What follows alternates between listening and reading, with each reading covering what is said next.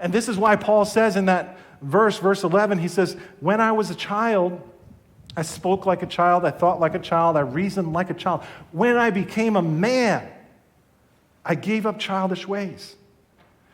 See, children are naturally self-centered beings. They're like spring-loaded to think only about themselves. This is the way human nature is. We're naturally drawn towards what's in it for me. And kids are naturally drawn towards what's flashy and what's exciting. But Paul says, listen, in the spiritual life, when we are less mature, we will get so focused on those flashy things, on those big giftings. Love, not giftings, is the essence of spiritual maturity.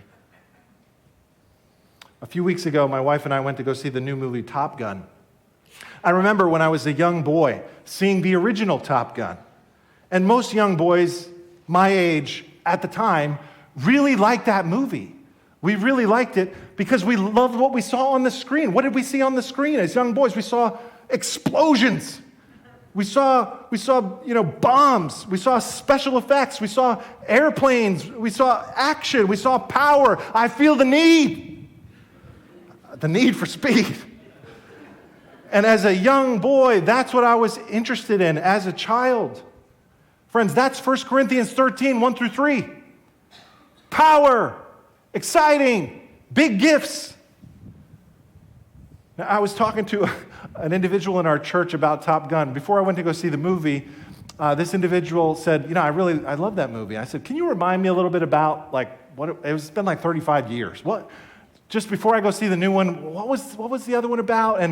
And this person began to explain to me that it was a love story.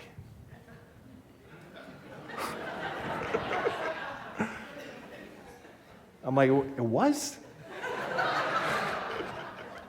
And then I began to think, there was a girl.